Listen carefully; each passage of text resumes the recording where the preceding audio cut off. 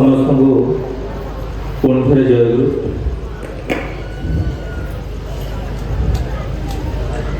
ठाकुर विषय मोर पूर्ववर्ती भाई किछि किछि लीलार कथा कहते। ठाकुर जीवनटा एमती ठाकुर गोटे बाणी अच्छी मनीष अपना टंका पर जेते पारुच मनीष धर।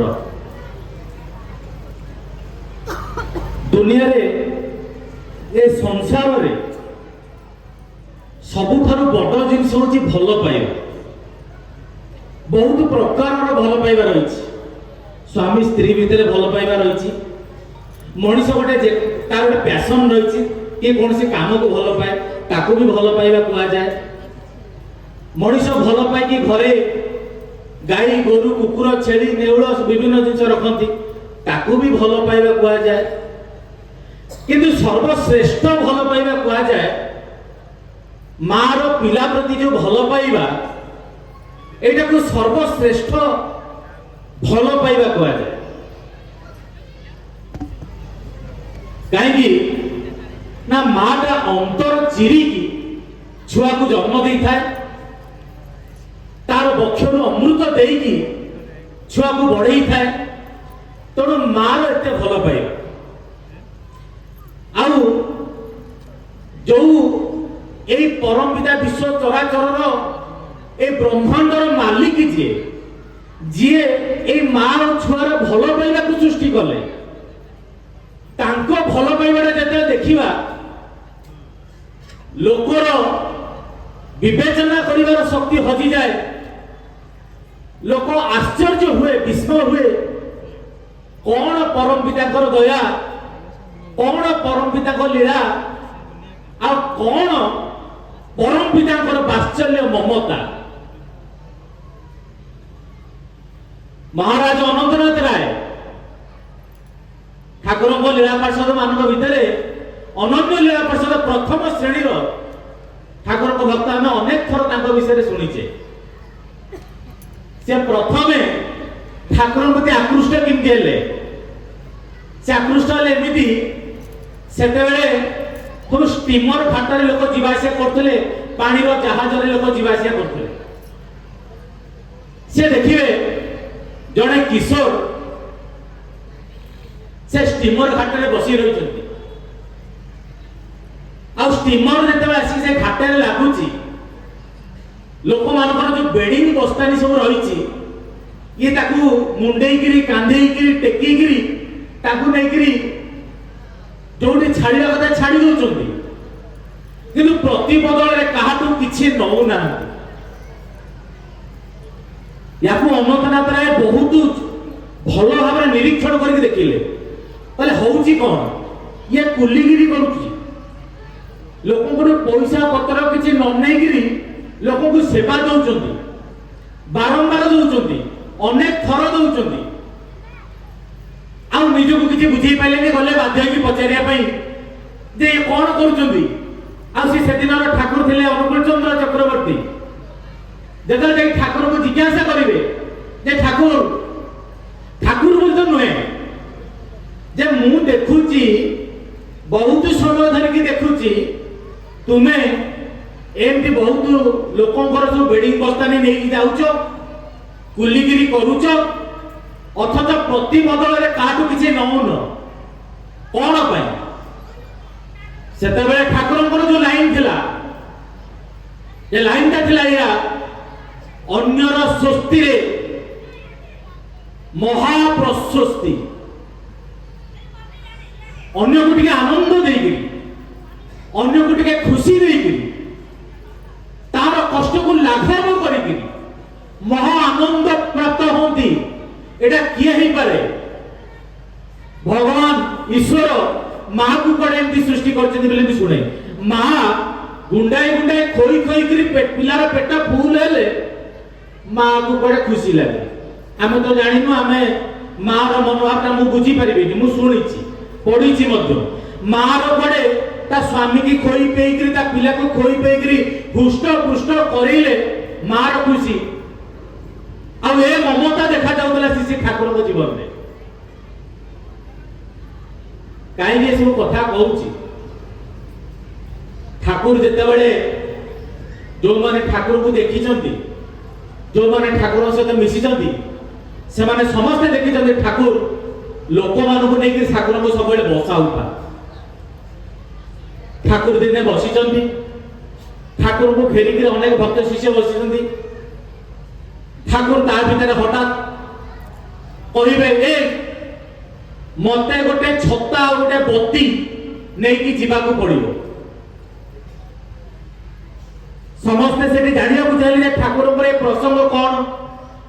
ଆଉ ଠାକୁରଙ୍କ ପାଖରେ ଯୋଉମାନେ ରହୁଥିଲେ, ଯୋଉମାନେ ଦିନ ଦିନ ଧରିକି କ୍ଷଣ କ୍ଷଣ ଧରିକିରି ଠାକୁରଙ୍କ ପାଖରେ ସମୟ ବିତେଇଛନ୍ତି, ଜାଣିଛନ୍ତି ଠାକୁରଙ୍କର ଗୋଟେ ଆଖିର ପତା, ଏଇ ପଲକ ବିନା କାରଣରେ ଉପର ତଳ ହଉନଥିଲା।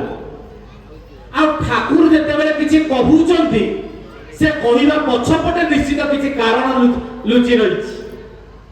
ସେତେବେଳେ ପଚାରୁଛନ୍ତି ଠାକୁରଙ୍କୁ, ଯେ ଠାକୁର ଆପଣ ଏଇ ଯୋଉ ଛତା ଆଉ ବତୀର ଆଣିବା କଥା କହୁଥିଲେ, କଣ ପାଇଁ କହୁଥିଲେ? ଠାକୁର କିଛି କହୁନାହାନ୍ତି। ପରବର୍ତ୍ତୀ ଅବସ୍ଥାରେ ଦେଖାଯାଇଛି ଜଣେ ଭାଇ ଠାକୁରଙ୍କ ପାଖକୁ ଆସି କୃତଜ୍ଞତା ଜ୍ଞାପନ କରୁଛନ୍ତି। କଣ ଘଟଣା ନା, ରାତିରେ କୁଷ୍ଟିଆ ସହରକୁ ସେ ଯାଇଥିଲେ, ରାତିରେ ଫେରୁଛନ୍ତି, ରାତିରେ ଘୋର ଅନ୍ଧକାର ହେଇଯାଇଛି। ଏତେ ଜୋରେ ସେତେବେଳେ ମାନେ ସବୁ ବନ୍ୟ ଜନ୍ତୁ ମାନଙ୍କର ଗୋଟେ ପ୍ରାଦୁର୍ଭାବ ଥିଲା ସେ ଜଙ୍ଗଲରେ। ଏତେ ଭୟଭୀତ ଅବସ୍ଥାରେ ଆଇଛନ୍ତି, ଠାକୁରଙ୍କ ଦୀକ୍ଷା ନେଇଛନ୍ତି ସିଏ, ଯେ ଠାକୁରଙ୍କୁ ପ୍ରାର୍ଥନା କରୁଛନ୍ତି, ହେ ମୋର ଗୁରୁଦେବ, ମତେ ଏଇ ଅନ୍ଧକାର ରାତି ଭିତରେ ବର୍ଷା ହଉଛି, ଟିକେ ଛତାଟେ ଦରକାର, ଏଇ ଅନ୍ଧାର ରାତିରେ ମତେ ଟିକେ ବତୀଟିଏ ଦରକାର। ଆଉ ମତେ ତମେ ଯଦି ଆଣିକି ଠିକ ଗୋଟେ ଛତା କି ବତୀ ଆଣିକି ମତେ ଦବ, ତାହେଲେ ମୁଁ ଜାଣିବି ତମେ ଠିକ ଠିକ ଉତ୍ତର ଯାଇ ବୋଲି। ଠାକୁର ଚାଲିଲେ। ସେ ଦେଖୁଛନ୍ତି କିଛି ବାଟ ଦୂରରେ ଜଣେ ବୟସ୍କ ଲୋକ ଗାମୁଛା ମୁଣ୍ଡରେ ପକେଇକିରି ବତୀଟେ ଧରିକି ଆଙ୍କ ଆଗେ ଆଗେ ଚାଲିବାକୁ ଲାଗିଲେ। ଇଏ ଦେଖିଲେ ଅସୁବିଧା ସମୟରେ କୁଟା ଖଣ୍ଡକୁ ବି ସାହାରା। ଇଏ ଦେଖିଲେ କିଏ ଜଣେ ଚାଲି ଯାଉଛନ୍ତି, ମୁଁ ତାଙ୍କ ପଛେ ପଛେ ଚାଲିକି ଚାଲିଯାଏ। ତାଙ୍କୁ ଅନୁସରଣ କରି କରି କରି କରି ନିଜର ଗନ୍ତବ୍ୟ ସ୍ଥଳରେ ପହଞ୍ଚିଲେ। ପରବର୍ତ୍ତୀ ଅବସ୍ଥାରେ ଜାଣିଲେ ଏ ମୋର ଅନ୍ତରର ଡାକଟା ମୋର ପ୍ରିୟ ପରମ ଶୁଣିଛନ୍ତି, ଆଉ କିଏ ନୁହେଁ। ଠାକୁର ବସିଛନ୍ତି। ଅନ୍ୟ ଏକ ଘଟଣା, ଠାକୁରଙ୍କ ପାଖରେ ଗୋଟେ ଲୋକ, ବିଭିନ୍ନ ଲୋକ ସବୁ ତାଙ୍କ ବାରି ବଗିଚାରୁ କିଏ ପିଜୁଳି, କିଏ ଚାଉଳ, ବିଭିନ୍ନ ଜିନିଷ ସବୁ ନେଇକି ଯାଆନ୍ତି। ଜଣେ ଗାମୁଛା 100ଟା ଗାମୁଛା ମୁଣ୍ଡେଇକି ନେଇକି ଆସିଛି। ଠାକୁର ତାଙ୍କୁ ପଚାରିଲେ, କିଛି ନ ଜାଣିଲା ଭଳିଆ ଚତୁର ଚୂଡାମଣି ତ କିଛି ଜାଣନ୍ତିନି, ସବୁ ଜାଣନ୍ତି। ମଣିଷ ନ କହିଲେ ମଧ୍ୟ ମନର କଥାକୁ ବୁଝିପାରନ୍ତି। ଦୂରରେ ଥିବା ଲୋକର ପ୍ରାର୍ଥନା ଶୁଣିକି ତାକୁ ରକ୍ଷା କରିପାରନ୍ତି। ଆଉ ଏଗୁଡାକ କିଛି ଜାଣିପାରୁନାହାନ୍ତି ଠାକୁର। ସିଏ ଗାମୁଛା ନେଇକି ଆଇଛନ୍ତି, 100ଟା ଗାମୁଛା। ଠାକୁର ପଚାରୁଛନ୍ତି, କିରେ ସେଇଟା କଣ କିରେ? ନା ଠାକୁର କାଲି ରାତିରେ ମୁଁ ସ୍ୱପ୍ନ ଦେଖିଲି, ମତେ ବଡ ମା କହିଲେ, ବୋଲେ ତୁ 100ଟା ଗାମୁଛା ନେଇକି ତୁ ତୁରନ୍ତ ଆଶ୍ରମକୁ ଆ। ଠାକୁର କହିଲେ, ସତେ? ନା ହଁ ପରା। ନାଇଁ ଦେଖ ଦେଖ, ବଡ ପୁଅକୁ ସ୍ୱପ୍ନରେ ଦେଖିଛୁ ମାନେ ତୋର ଭଲ ହବ, ଦେଖ ଦେଖ, ଭଲ ଭଲ। ଆଉ ନେଇକି ଆସିଛୁ, ଆଣ ଆଣ, ଯା ଯା ଯା ଯା, ବଡ ପୁଅକୁ ଦେଇଦେ। ସେତେବେଳେ କହିବେ, ଠାକୁର ମୋର ଗୋଟେ ପ୍ରଶ୍ନ ଅଛି। ନା କହୁନୁ, କଣ କଣ କହୁଛୁ? ନା ଠାକୁର ଆମ ଘରେ, ଆମ ଘର ପାଖରେ ସବୁ ଆମେ କିଛି ଗୁରୁ ଭାଇ ମାନେ ଚଳୁଛୁ। ସେଠି ଜଣେ ଗୁରୁ ଭାଇ ଆପଣ ଆଶ୍ରମରେ ବସନ୍ତି, ଆପଣ ଗୋଟେ ଖଟରେ ବସନ୍ତି।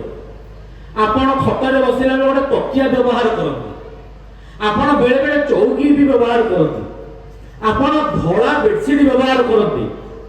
ଆଉ ଏ ସମସ୍ତ କିଛିକୁ ଦେଖିକି ଆମର ସେଠାକାର ଜଣେ ଗୁରୁ ଭାଇ, ସେ ଅତି ସମ୍ବେଦନଶୀଳ ଭାବରେ ସେ ଆପଣଙ୍କ ପାଇଁ ଗୋଟେ ଘର କରିଛନ୍ତି। ତାଙ୍କ ଘର ଭିତରେ ସିଏ ଗୋଟେ ଖଟ ପକେଇଛନ୍ତି, से खटरे खूब सीधा होइकरी गोटे माने बेडशीट पड़ी सेठी चौकीटा पड़ी आउ ताको घर गोटे से फैन लगेइछंती आउ से घरे काहाकू से पशिया को दियंतीनी कहंती ये मोर ठाकुर घर। ठाकुर कहले असल कथाटा कह ना असल कथाटा होची तांको स्त्री सब बेले तांको गंजना दियंती बोले तमे एमितिया गोटे भक्त काई तमर तार अन्य लोकंकर एमितिया ठाकुर घर नाही तमे गोटे बेसी देखै होउछ तमर गोटे ठाकुर घर तमर गोटे पंखा लागिवो तमर गोटे खट पड़िवो ए चौकी पड़ो जेतेक प्रकार सब बाजे जिनिस सब तमर। ठाकुर कहले तापरे ना दिनकर घटना होइछि राति रे सेई जो मां जनक से कोन से कारण उठिथिले उठिकी से घर जोटा ठाकुर घर से बाटे जाऊले तांकू लागिला जे से घर भितर कई जण चल प्रचल करूछंती ये कहिके तो कबाटा खोलदेले कबाटा खोली देखिले ठाकुर से खट ऊपर एमिति बसितले जण बुद्ध व्यक्ति यांकू जेमति देखिले टकेटाके एपडू बुले दिके एमिति बसिले सी आलो कौलो कहिकी सेठी मूर्छा आइगले बोले ठाकुर मो मनर प्रश्न होउची एहा कोन सत्य। ठाकुर कहते तुम मैंने गोटे कौन गोटे कुहरे भाव विनोदिया ठाकुर बोली जार भावटा जिते बड़ ता पाखे ता प्रभु सेते बड़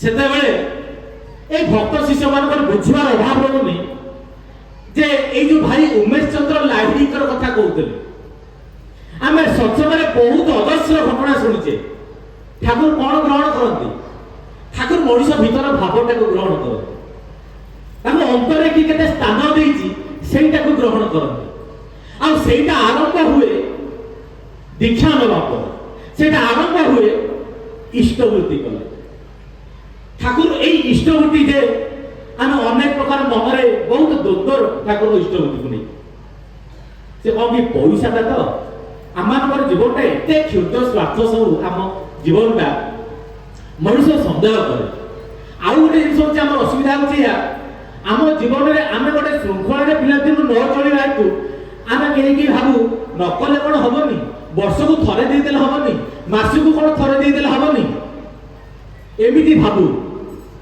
ठाकुर किंतु कहती मुझे लोकर दबार केवल व्याकुलता टिक नहीं ता भीतर से भावटा कौन ये भाव टिक ठाकुर नि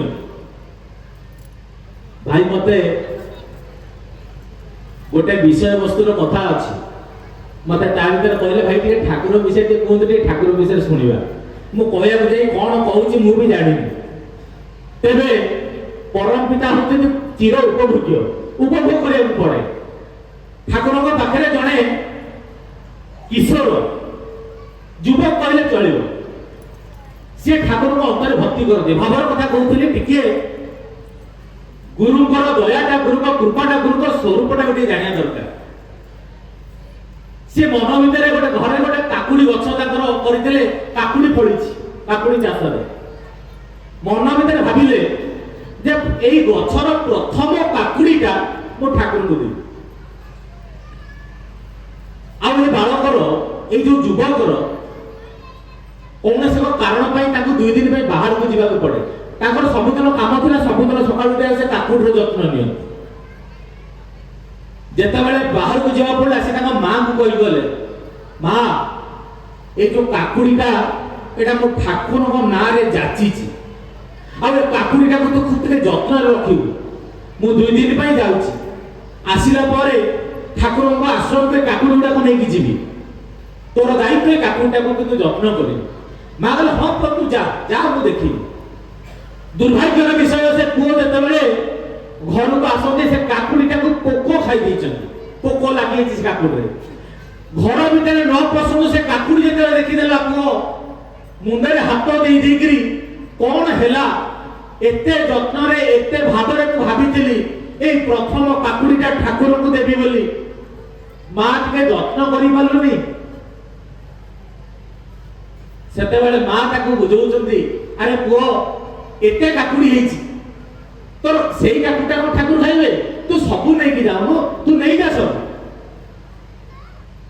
से मन को बुझाई गोटे बस्तार सबू काकुड़ी नहीं जाइए ठाकुर पाखे जाइए पहुंची ठाकुर जानी जानिया पचार जिज्ञासा कर बस्तार कौन ना ठाकुर बाड़ी काकुड़ी ना देखा देखा देखा से बाड़ी गोटे गोटे काकुड़ी काढ़ी ठाकुर पाखे देखी चली ठाकुर कहते आउ अच्छी ना अच्छी ना देखा देखा से गोटे गोटे काढ़ुଛନ୍ତି ठाकुर के धरुଛନ୍ତି थोई दउଛନ୍ତି गोटे गोटे काढ़ुଛନ୍ତି ठाकुर धरुଛନ୍ତି आउ अछि देखा देखा देखा देखा एमिति देखा देखी चली से बस्तार सब काकुड़ी सलाणी केवल शेष से पोका काकुड़ीटा बड़ी रही बस्ता भितर आ मनरे संकट रही भाईटीर एते लोक बसिଛନ୍ତି केते दामी उपहार ठाकुर को दउଛନ୍ତି जदि पोका काकुड़ीटा को काढिने आ ठाकुर को पाखरे एते लोक सब बसिଛନ୍ତି भाबिबे को प्रकार पागला लोकटा ठाकुर पाखु नाइटी जिनटा देखिक आनी पारनी पोका जिनटा नहीं आई मन रही कहीं मन बुझे से पोका काकुटा को नहीं आई ठाकुर सबू मागिकी बस्ता सरीगला ठाकुर कहले आ किछि नहीं ना नहीं ना जीव अच्छी देखे ये बाध्य होला से काकुड़ी काढ़ी दबा ठाकुर ठाकुर काकुड़ी धरिकी छोट पिला खेलना पाइले जेंती आनंदित प्रफुल्लित ठाकुर से काकुड़ धरिकी ए बस बस ताई ताई कोई छोट पिला बेले काकुटा तो यात्र से यात्र से यात्र यात्र करी ठाकुर सेडे पाखरे डाकी ठाकुर को की आनंद भक्त कांदुच भाभी ठाकुर को प्रथम काकुटा देवी पोक लगी जाइतला भाभी ठाकुर ताकू नेबेनी किंतु ठाकुर सब काकुड़ी भितर से भावटा को नहीं गले तेबे ए समस्त कथा कही ठाकुर कथाटा भारी सत्यटा भारी कटा आमे ठाकुर कथा कहूचु ये भक्त शिष्य गुरु कथा कही आनंदित हमें ठाकुर को जी भल पाए ठाकुर कथा कही से आनंदित हुए सत कथा होची मु जेता ठाकुर कथा कहूची मु भी आनंदित होची मो प्रभु को गुण कीर्तन करी किंतु ठाकुर सेटा पसंद न ठाकुर चाहते ताकू किए बड़ करू ठाकुर तक परम भक्त से विश्वास करते मत बड़ कौन कर मत छोट कौन कर बर मत पछरे रखी तुम्हें माने बड़ हो उठ आज समाज में जो दुर्दिन देखा जो प्रकार लोकक्षय देखा जो प्रकार अमानुषिक अत्याचार देखा जो प्रकार नारी दर्शन देखा जो प्रकार युवक मैंने पथभ्रष्ट देखा ता भितरे ठाकुर कौन आसीथिले एमती गोटे विभूति चंदन गुणी करदेवी लोक को हुश्वास करके लोक को एगुड़ा कि ठाकुर चाहिए ठाकुर चाहिए मनीषटा को योग्य दक्ष कर ठाकुर चाहिए समाजटा को उन्नत कर उन्नत करने जिते बड़ बड़ नेता मनीषी मैंने जो आसी ठाकुर पाखक आसी श्यामाचरण मुखोपाध्याय ठाकुर पाखु आसती देशबंधु चित्तरंजन दास ठाकुर पाखु आसती सुभाष चंद्र बोस ठाकुर पाखु आसती महात्मा गांधी ठाकुर समस्त गोटाए कथा कहते से कथा मनुष्य तैयारी करा जाएनी मनुष्य जन्म करा जाए आज संसार में जो प्रकार अत्याचार देखुचे जो प्रकार पाशविकता देखुचे ता भीतर अभाव रही देवतुल्य मनुष्य ता भीतर अभाव रही चरित्रवान मनुष्य आ भीतर सबुठारु बड़ दायित्व गोटे मार कहीं ठाकुर नारी नीति अच्छी नारी ठारू जन्मे नारी ठारू बुद्धि पाए एमिति करी से जातिर जननी स्खलित नारी ठारू व्यर्थ जाति जन्म हुए तेरे बुझा दरकार नारीर शुद्धता केते प्रयोजन आज भाई भगत सिंह कथा कहते गुरु गोविंद सिंह कथा कहते आम सत्संग आलोचना हुए शिवाजी कथा आलोचना हुए विवेकानंद कथा कहीं तार मूल रही चरित्र आ ठाकुर जगत में देखु आम ठाकुर जीवन देखु ठाकुर को गर्भरे धारण करने जो योग्यता जो जगत धात्री माँ सी प्रसव करे माता मनमोहन देवी तांको अंतर को भी देखंतु ताको भक्ति की देखंतु ताको निष्ठा को देखंतु किए से हेई पल्ले जे परम पुरुष को जगत को आनिबे जगत रे बड़ बड़ काम हेई परिबो युवक मानक भीतर द्वारा एई युवक पुओ एई युवक झियो आ ठाकुरଙ୍କର କଥା ଭିତରେ ଅଛି ପୁରୁଷ ନଷ୍ଟ ହେଲେ ଜାତି ନଷ୍ଟ ହୁଏ ନା नारी नष्ट होले जाति नष्ट हुए एक किछि दिन तले हमर श्रद्धेय सुभाष भाई पूज्य नरेंद्र नागर के फोटो खुआ जाय आपण माने चाहिले सत्संग करे देखि परिबे ताकू दर्शन कर परिबे ए नरेंद्र नागर एक कथा कहतले मते तो अंतर बहुत भल लागला से कथा थिला एबे गोटे मां गोटे नारी तार जो ऐकांतिक भल पाइबा है गोटे पुरुष प्रति ऐकांतिक भल पाइबा ए शब्दर बहुत मीनिंग अछि सेटा से स्त्री रूप रे ही पारे मां रूप रे ही पारे भौणी रूप रे ही पारे झियो रूप रे ही पारे से पुरुष को अग्नि जळै परिबनी पानी बुड़ी परिबनी खड़ग काटी परिबनी गोटे मां रो शक्तिटा एते अधिका आज जे युवक कथा भाई कही गले आम जीवन भितर आम समाज भितर सब बड़ समस्या होची शिक्षा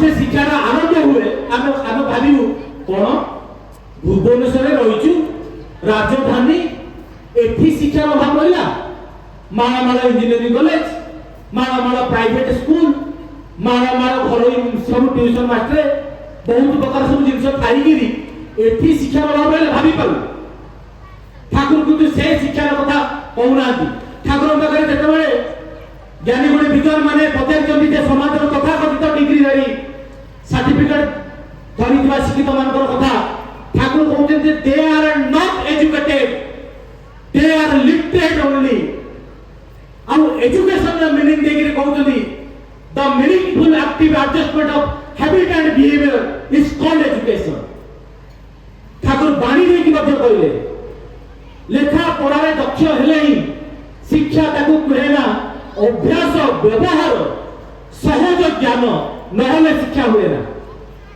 आ एई शिक्षाटा पाइबा पई मो पूर्ववर्ती भाई के कहि गले जीवन रे गुरु दरकार बाप हवा पई गुरु दरकार मां हवा पई गुरु दरकार संतान हवा पई गुरु दरकार केमिति संसार करिबु गुरु दरकार बिना गुरु रे संसार कर परिबानी आमे आज एटाको पुणा बेले कथा भाबी कि उड़ै देई पारु किंतु या भीतर वास्तवता रहिछि आज बहुत परिवार भीतर हमर ए मां माने कहती भाई हम पुओ को टिके बुझातेनी हम स्वामी को टिके बुझातेनी काहे कि परिवार अछि परिवार भीतर भलो पाइबा नै बापा मां जन्म करजंती पिला कथा सुनु नांती पिला सब बेले फोन पिला जानी पाउछनी पिला आ कुछ अबाग्या काम करूछनी आज दी पर बड़े न्यूज देखि आसिली नवम श्रेणी पिलाटा मद खाई देछि निशा जेके उठी पाने स्कूल ले जाके पड़ी होछि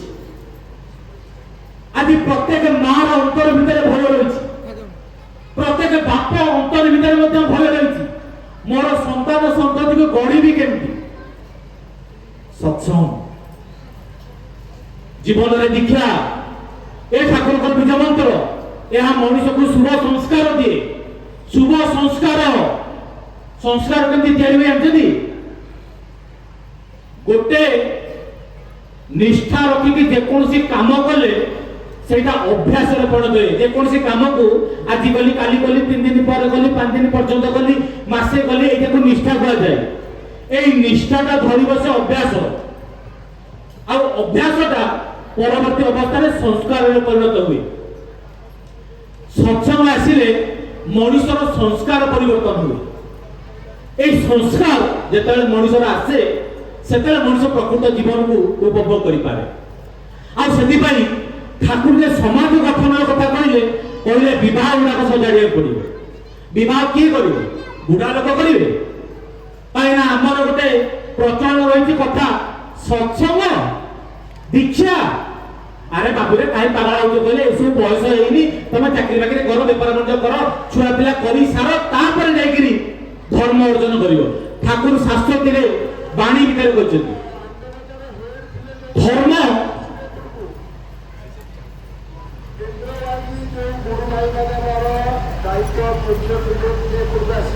ବୁଢା ବୟସରେ ଠାକୁର କହୁଛନ୍ତି ଧର୍ମ କରାଯାଏ ନା ଧର୍ମ କରାଯାଏ ଉପଯୁକ୍ତ ବୟସରେ। ମାଉସୀ ମା ସତ୍ସଙ୍ଗର ଉଦ୍ଦେଶ୍ୟଟା ହଉଛି ଯୁବକ ପୁଅ ଯୁବକ ଯୋଉ ଯୁବତୀ ଝିଅ କମ ବୟସରୁ ତାଙ୍କୁ ଦୀକ୍ଷା ପ୍ରାପ୍ତ କରେଇ ତାଙ୍କର ଚଳନ ଚରିତ୍ରକୁ ଶୁଦ୍ଧ କରେଇବା। ଆଉ ଏ ଶୁଦ୍ଧତା ଉପରେ ନିର୍ଭର କରୁଛି ଆଗାମୀ 50 ବର୍ଷ ପରେ ଉନ୍ନତ ବ୍ୟକ୍ତି ମାନଙ୍କର এই ଧରା ପୃଷ୍ଠରେ ଜନ୍ମଗ୍ରହଣ। এইটা ମାଉସୀ ମା ସତ୍ସଙ୍ଗ ଚାହୁଁଛି। ମାଉସୀ ମା ସତ୍ସଙ୍ଗର ଆନ୍ଦୋଳନଟା ହଉଛି ଏଇଆ ଯେ ଠାକୁର ଯୋଉଟା 3 ପିଢ଼ି ପରେ କହିଲେ ଭଲ ଭଲ ଲୋକମାନଙ୍କର ଆଗମନ ହବ, এইটা ହବ। ମଣିଷର ଚରିତ୍ର ପରିବର୍ତ୍ତନ ହବ। ତା ପାଇଁ ଦରକାର এই ବ୍ୟକ୍ତିଠୁ ପାରିବାରିକ ଦାମ୍ପତ୍ୟ ପାରିବାରିକ ଜୀବନ ପର୍ଯ୍ୟନ୍ତ ନିୟନ୍ତ୍ରଣ, ତାପରେ ଯାଇକି ସମାଜ ହବ। ପରିବାର ଭିତରେ ସମସ୍ତେ ଦୀକ୍ଷା ନେବା ଦରକାର, ଏକା ସାଙ୍ଗରେ ସକାଳୁ ଉଠିବା ଦରକାର, ସମସ୍ତେ ଇଷ୍ଟବୃତ୍ତି କରିବା ଦରକାର, ପ୍ରତ୍ୟେକ ବ୍ୟକ୍ତି ତାର ଗୁରୁ ଗୁରୁଜନକୁ ପ୍ରଣାମ କରିବା ଦରକାର, ନିରାମିଷାଶୀ ହବା ଦରକାର, ସତ୍ସଙ୍ଗ ଆସିବା ଦରକାର, ନିଜ ଘରେ ପାରିବାରିକ ସତ୍ସଙ୍ଗ କରିବା ଦରକାର। ତାହେଲେ ଆମେ ଜାଣିପାରିବା ଯେ ଠାକୁରଙ୍କ ବିଧାନ ନହେଲେ କଣ କହିଲେ ଠାକୁରଙ୍କ ଦୀକ୍ଷା ନେଇଥିବୁ। ବହୁତ ପରିବାର ଭିତରେ ଦେଖାଯାଇଛି, ବହୁତ ପୁରୁଣା ଦୀକ୍ଷିତ ପିଲାକୁ ଯଦି ସତ୍ସଙ୍ଗ ଡାକିବା କଥା କହିବେ ଆକ୍ଚୁଆଲି ପିଲା ତାଙ୍କ କଥା ଶୁଣୁନଥିବ, ସେମାନେ ଏଠି କହିବେ ସେ ପଢୁଛି ବା, ତା ପରୀକ୍ଷା କଥା ମୁଣ୍ଡ ଉପରେ କଣ ପଢୁଛି, ସେ ପଢୁଛି, ସିଏ କିଛି ପଢୁନଥିବ।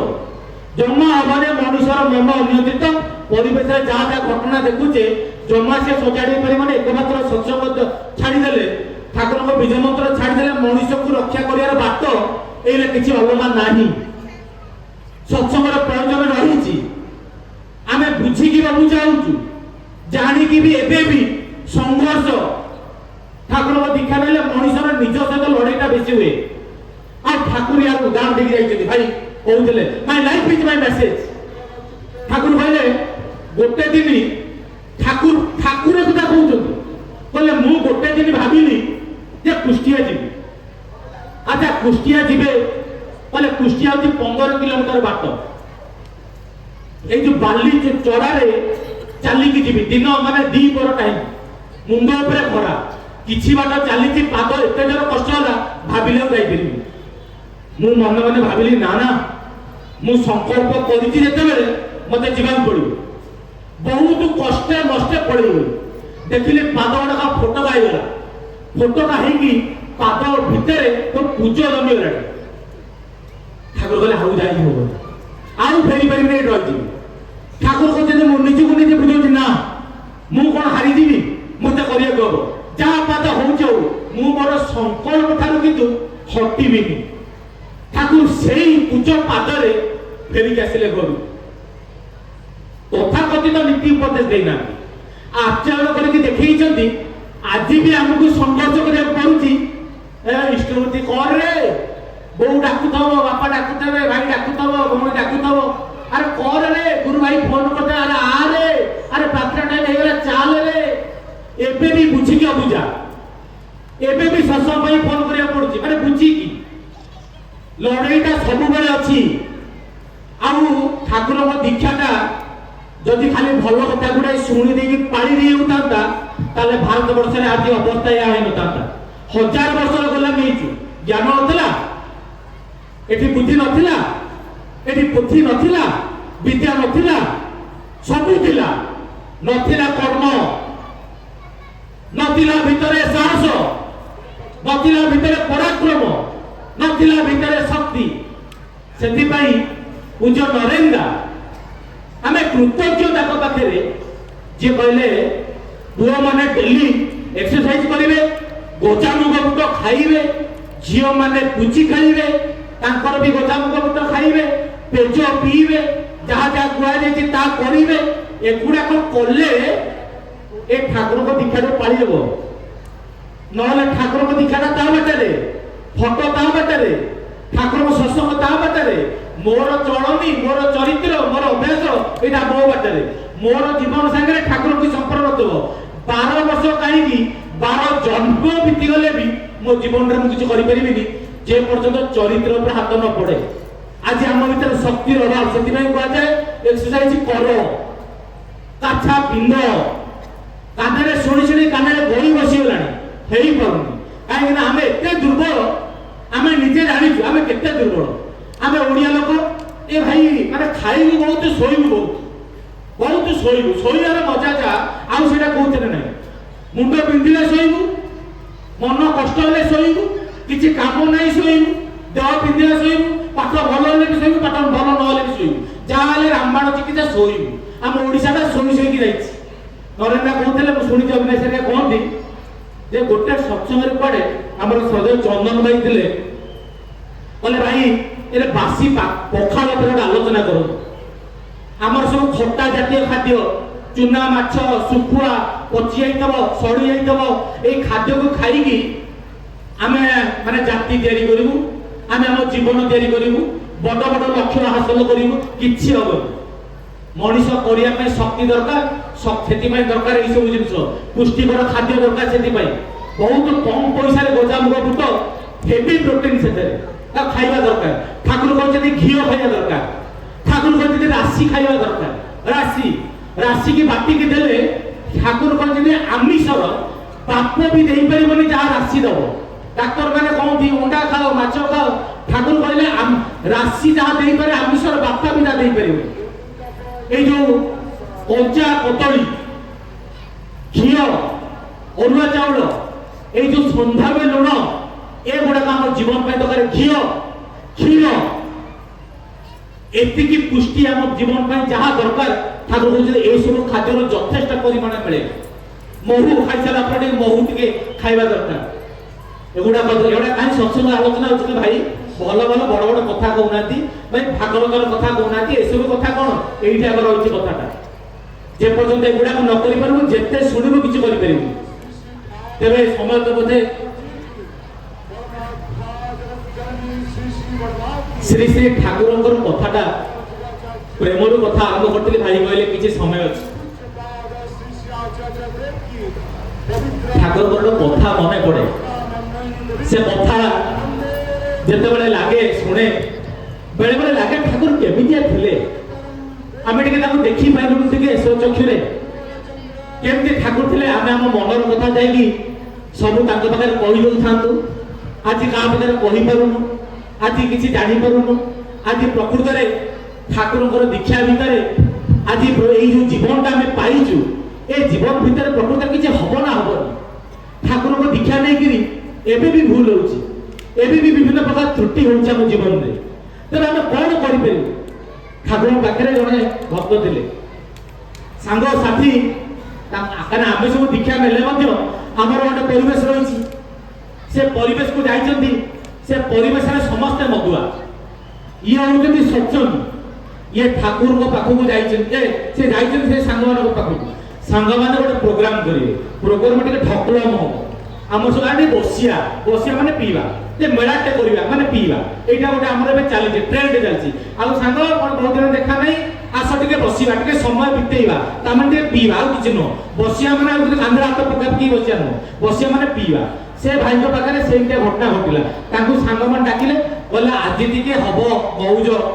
সে বলে আজ্ঞা মু দীক্ষা নেইছি, মু তমু মুন্ডিয়া মারছি, মতে ভাই এথের পুরানি, মু জমা এসব করিপারিবিনি। না তুমি দীক্ষা নেই কোটি, তোমার ঠাকুর যাই কোটি গোটে গ্লাস পিদেলে কোণ এমনি রামায়ণ অশুদ্ধ হয়ে যাচ্ছে, তুমি পিব না। তাকে চালিলা। ঠাকুর কইছেন মস্তিষ্ক ভিতরে সুধা গরল দুইটা ଅଛି, মন্থন কলে সুধা বাহারে, মন্থন ন কলে গরল বাহারে। সে তাকে কইছেন, ইয়ে তাকে বুঝাইছেন। কুহা বুঝা চালিবা ভিতরে লাস্টକୁ ইয়ে হারিগলে, জিতিগলে সাଙ୍ଗসাথী, মদ পিদেলে। পি ଦେଇକି ମନେ ମନେ ଭାବିଲେ କେହି ଜାଣିନାହାନ୍ତି, ଠାକୁର ଜାଣି ଜାଣିନାହାନ୍ତି, କୋଉ ସତ୍ସଙ୍ଗୀ ବି ଦେଖିନାହାନ୍ତି। ଏପଟେ ତାପରଦିନ ସକାଳୁ ଠାକୁରଙ୍କର ପରମ ଭକ୍ତ ବ୍ରଜଗୋପାଳ ଦତ୍ତରାୟ, ତାଙ୍କ ହାତରେ ଠାକୁର କହି ପଠେଇବେ, ଏ ଯାଇକି ସେ ଭାଇଟାକୁ ନେଇକି ଡାକିକି ଆଣିଲୁ, ସେ କାଲି ରାତିରେ ଗୋଟେ ଜଘନ୍ୟ କାଣ୍ଡ କରିଛି, ଆଉ ତୁ ତାକୁ କିଛି କହିବୁ, ତାକୁ ଡାକିକି ମୋ ପାଖକୁ ନେଇକି ଆସିବୁ। सी सेठू जीवे डाकिक नहीं आसवे सी ठाकुर पाखु आसवे तेरे ठाकुर कहे तमें काली राति यही निषिद्ध कार्य कर ना हाँ ठाकुर कही कहे क्षमा ठाकुर कहे ना प्रायश्चित करिया पड़ो दंड आज भोगिया पड़ो किंतु दंडटा तुम्हें भोग दंडटा मु भोग कहीं दंड जो स्तर हम ताको तुम्हें संभाली पार कौन दंड ठाकुर आउ जन भक्त थे सत्यदा बोली ठाकुर कहे सत्यदा जाई गोटे चाबुक नहीं आस चाबुक मते 3 पहाड़ शक्त पहाड़ पका समस्त आचंबित ठाकुर कथा शुणी कौन ठाकुर कहते दोष कले से भाई माड़ खाइबा ठाकुर कहले हाँ कहीं ये दंडटा एत जोर एटा सी संभाली पारे एटा मु संभाली ठाकुर को बुझे चली समझे ना ठाकुर एमती हो पार आपण देह कि हाथ दब आम संभाली पारू छाड़ू हाथ दबा लोक जहाँ ठाकुर कहते सी कहते प्रभु मो द्वारा ये अपराध करा मुझे काम करें कस्मिनी काले करें ठाकुर नछड़ बंदा मत मारिबा हम शेष ठाकुर जीती आगे मैंने समस्त हारे केवल परिवर्तन हम चाबुक जगह बेत आसो समस्ते भे भे कि कांदुवे बाड़ी धरी लोक बाड़ी धरिकी थरुंट आम दोष परम पिता दंडित हेले यही कौन आम गुरु भक्ति यही कौन आम प्रिय को भल पाइबा यही कौन आम अंतर स्थान दबा सी जो बेकटा धरी ठाकुर कहते मार तो नाई ठाकुर ना कौन मार से बाड़ी धरी धीरे मारिया तते कौन जोर मारू से सत्यता जय गुरु कहीकि ठाकुर पिछा को जोर मारे मार पुणी मारे ठाकुर कहे मार पुणी मारे ठाकुर माड़ खाइबे समस्ते कांदे समस्ते से जो अवस्था से जो भाई से ठाकुर पाद तले कहते प्रभु ये की विचार की लीला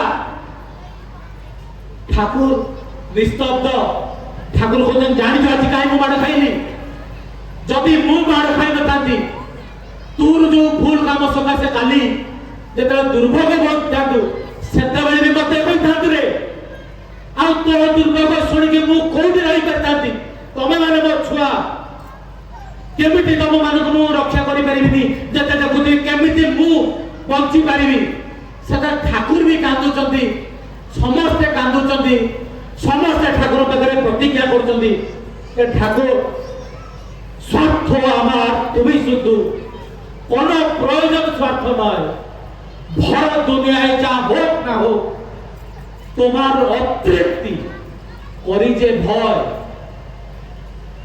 प्रभु एमती केवे दिन न आसू जे मो पाई मो प्रभु कष्ट पाइबे एटा गोटे शिष्यर गोटे भक्तर प्रार्थना रहा आम जीवन में एक कथा कहवा अधिकार मोर ना आम जीवन अकृत कार्यता आम जीवन विफलता यह ठाकुर कष्ट दिए तेरे जीवन में परम पिता को केंद्र करी सुख शांति आनंद उन्नति जीवन आमर भरी जाऊ आम समस्ते आनंद रहू ठाकुर एकमात्र इच्छा आकांक्षा या जे आम समस्ते भलरे केमती रहू यही कथाटा मुंडे रखी दरकार सावधान रही भलरे रही चारिआडे मरण चारिआडे काल चारिआडे विपदटा घने आसी एकमात्र इष्ट निष्ठा एकमात्र परम पिता छत्र छाया व्यतीत आमको कहीं रखिपारे आज उत्सव सरीनी आम उत्सव चली